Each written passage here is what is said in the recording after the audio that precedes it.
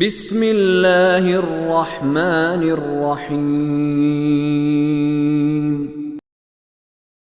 قد سمع الله قول التي تجادلك في زوجها وتشتكي إلى الله والله يسمع تحاوركما إن الله سميع بصير الذين يظاهرون منكم من نسائهم ما هن أمهاتهم إن أمهاتهم إلا اللائي ولدنهم وإنهم ليقولون منكرا من القول وزورا وإن الله لعفو غفور والذين يظاهرون من نسائهم ثم يعودون لما قالوا فتحرير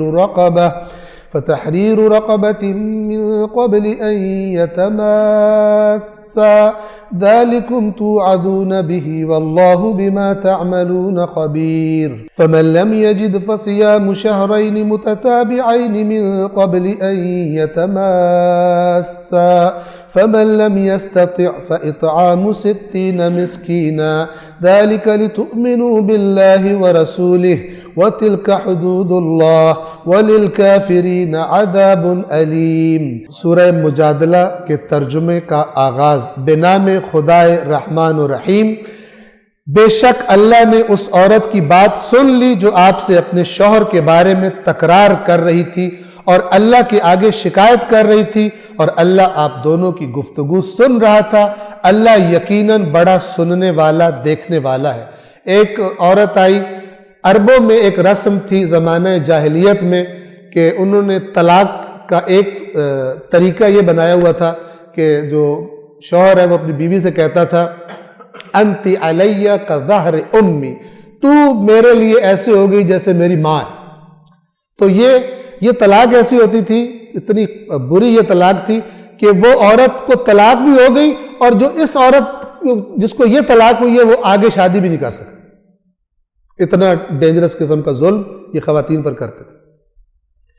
اب جب اسلام آ گیا تو ایک انصار میں سے ایک شخص تھا جس کی بیوی اور اس کا نام جو مجھے ابھی یاد آ رہا ہے روایت میں ہے وہ ہے خولہ۔ تو وہ اس کو غصہ چڑھا اپنی بیوی پر، اور وہ زمانہ جاہلیت والا جملہ اس نے بولا اور بیوی سے کہا کہ تو میری ماں ہوگی۔ اس کے بعد وہ خود بھی پچھتایا اور اس نے کہا کہ میں تو واپسی چاہتا ہوں۔ اس کی بیوی نے کہا کہ رسول اللہ کے پاس جاؤ اور ان سے جا کے سوال کرو کہ میں کیا کروں۔ اس نے کہا مجھے شرم آتی ہے کہ وہ مجھے کہیں گے کہ تم نے عہد جاہلیت اسلام بھی قبول کیا اور پھر عہد جاہلیت والی یہ غلیظ حرکت کر دی ہے۔ تو پھر اس خاتون نے کہا کہ میں خود جاتی ہوں۔ تو یہ عورت آئی رسول اللہ کے پاس اور آ کر کہتی ہے کہ یہ مسئلہ ہو گیا اور وہ بھی پشیمان ہے اور ہم دونوں دوبارہ میاں بھی بننا چاہتے ہیں۔ اللہ کے نبی نے فرمایا میرے پاس اس کے بارے میں کوئی حکم نہیں ہے۔ پھر یہ وحی اتری اور اللہ تبارک و تعالی نے فرمایا کہ یہ کفارہ ہے، یہ کام بہت گندا ہے، ایسا کرنا حرام ہے۔ ٹھیک ہے، فقہی مسئلہ یہ ایسا کرنا، اور اس کی جو باقی تفصیلات ہے میں صرف ترجمہ کروں گا۔ تفصیلات ان کی اس کے احکام کی وہ فقہی کتابوں میں ہیں، لیکن آج کل کرتا کوئی نہیں۔ ٹھیک ہے نا؟ تو یہ آیات اتری اور اللہ کے نبی نے اس خاتون سے کہا کہ تمہارا یہ حل ہے۔ تو یہ جو مجادلہ ہے، یہ مجادلہ ایک دوسرے سے جدال کرنا، بحث کرنا۔ تو یہ عورت آ کے رسول اللہ سے بحث کر رہی تھی، یعنی کہہ رہی تھی کہ آپ اللہ کے نبی، آپ مسئلہ ہمارا حل کریں، اور اللہ سے بھی شکایت کر رہی تھی کہ اب مطلب یہ ہوگی غلطی تو اپنی شکایت، میرا تو کوئی قصور نہیں ہے، کیا بھی میاں نے اور بھگتوں میں۔ تو بہرحال اللہ نے وہ شکایت سنی اور یہ احکام نازل فرمائے۔ اور دوسری آیت یہ ہے تم میں سے جو لوگ اپنی بیویوں سے ظہار، یہ ظہار وہی ظہر سے ہے، اس طلاق کو کہتے تھے ظہار، ذوئے ہے الف رے۔ تم میں سے جو لوگ اپنی بیویوں سے ظہار کرتے ہیں یعنی انہیں ماں کہہ دیتے ہیں، وہ ان کی مائیں نہیں ہیں۔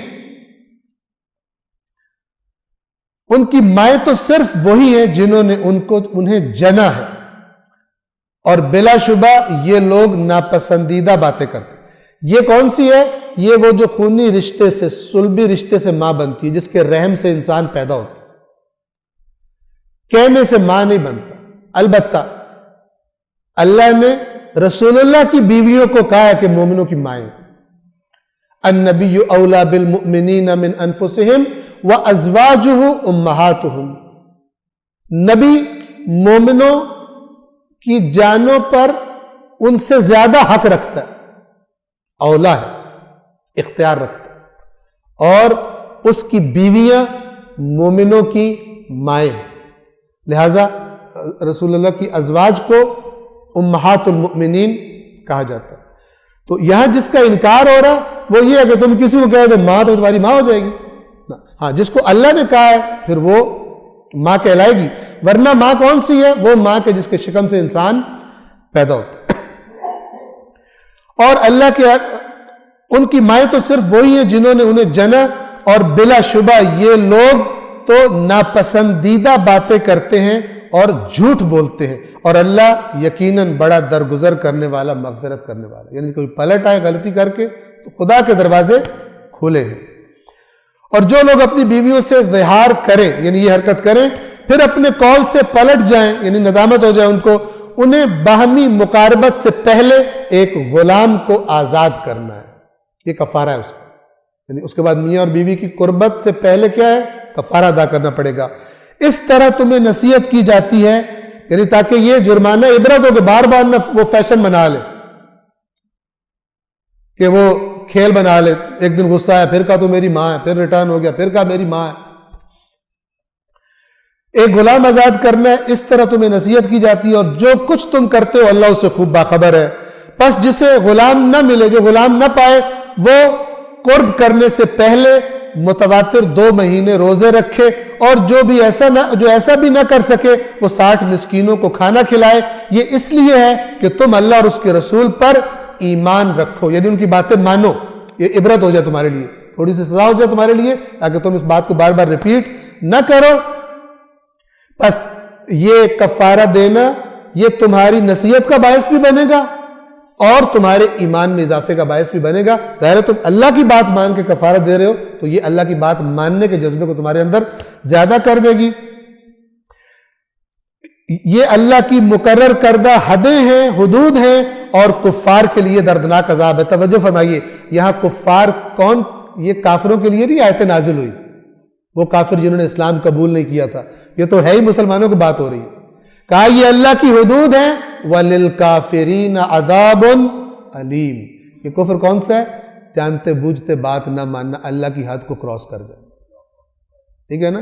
اس کفر سے بھی تھوڑا مانوس ہو جائیں، یہ الا ماشاءاللہ پایا جاتا ہے ہمارے یہاں۔